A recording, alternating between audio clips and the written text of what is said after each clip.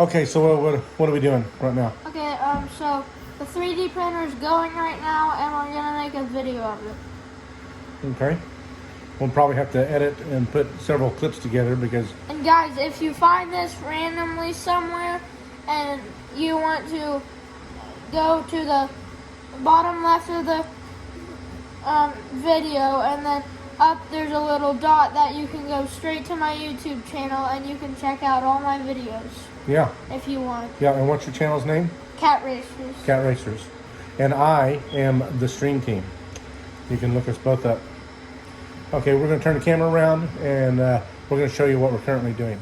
Okay, so this is the 3D printer. It's going on right now. That, as you can see, there's a little string that we're not going to be able to fix until it's done. But it's kind of going. It's actually messing up a little, but right there. But right, yeah, we're having to see how it goes. We've had a couple of we've had a whistle.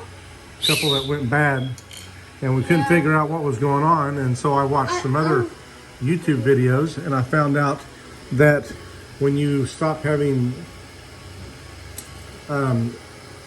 it doesn't stick to your hotbed, you can take some children's school grade stick glue and spread it on the bed, and it creates a little bit of a barrier there and an adhesion level for your first layer. And the first layer we are learning is the most important. Okay, so guys, we're back in this, and this was a few days ago that we made. It's a fidget spinner.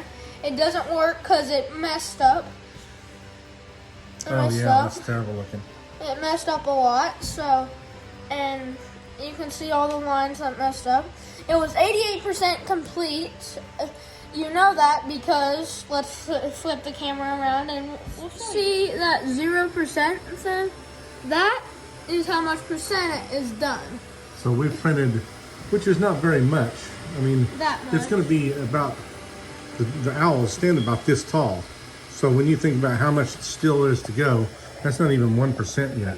Yeah, so we're going to turn the camera back around and show you more stuff. But what is the temperatures right now? The temperature, the bed temperature is 60, and the tip temperature is 200. I recommend, if you get this, guys, if you get one of these, do not touch the tip when it's at 200, and don't touch the bed layer for more than 10 seconds with your finger. It will burn your finger. We also made, I don't know if I showed you this, but we have 2 whistles. Where's the other one? Right there. Right here. We have one mini one. It doesn't really work. And this other one. That one works a little bit better. Yeah. But you have to blow in it pretty hard. You're having to blow too hard. Okay. Yeah. So there's a lot of different whistles. You know, CAD files, which are 3D objects. And, you know, they start out as an STL file. My dad was trying to make a top, and this happened. Right. I stopped the build on that right there because I noticed there were several parts together, but again, that's the, here, whoops, grab that for me, Boston. That's the first layer. Okay, and from what I understand, the first layer is so important. Look at how well that did, Boston. Yeah, can you see how? Yeah, that's a really see the little lines in between it? Yeah. I mean, that's a. Hey, it's not 1%. That's a point. That's a 1/10 of a millimeter in width. It's at 1%. Right there. Oh, we're 1% right now. Okay, after cool. this, we're gonna make another fidget spinner, like after the owls, and see if it goes well, and just start experimenting more. Yeah. Other things that we're gonna do. How long is this gonna take this to do? 3 hours. 3 hours? Just to make the 2 So little I recommend, if you're trying to make a fidget spinner, this thing will not spin if you only make one of them. You have to have 5 parts to make one, and it just messed up a lot. Yeah, we tried to do one that was it's called a single print. Yeah. And it takes no bearings. Right, and it may have little parts that are connected, and you're supposed to, you know, take an X-Acto knife or something like that and spread them apart. But hey, I mean, there's See the front end of it right there, It's but the perfectly back side good. of it, it's just the infill was too much. Yeah. So we got to figure out what the build rate is, how much the infill is supposed to be, and kind of the way I consider it is you should be able to take the STL file that was designed and then Yeah. put it into your Cura software and then convert it to a G-code. This particular controller for this printer uses G-code software rendering files. I'll be back right quick. And- I gotta grab my kitty. And so yeah, basically once you grab something that's been designed, that doesn't necessarily mean it's been printed and filled out. It's just someone threw a design out there, and it either works or it doesn't. Some people spend more time, you know, but oh man, I'm so impressed with this right here. Look how small those are. Look at this. Can you see that very well? I don't know if you can, but that is really impressive. That's the first layer. That's crazy.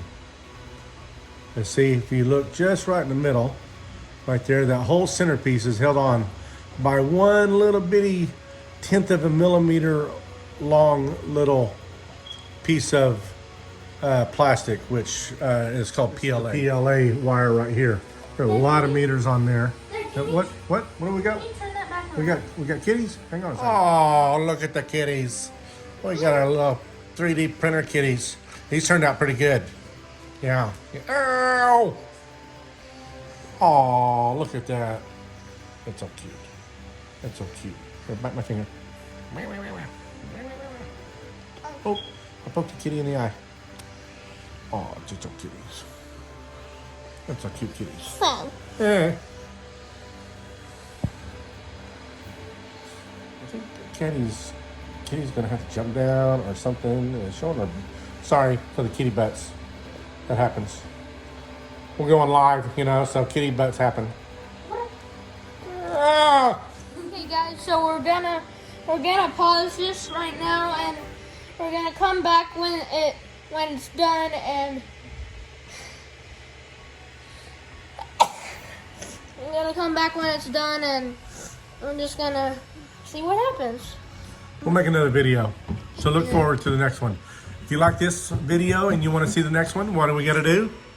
Smash that like button. That's And right. also, we're gonna make another video about on Math Playground, and it's gonna be a Star Wars game that I'm gonna show you guys, and yeah, so do it.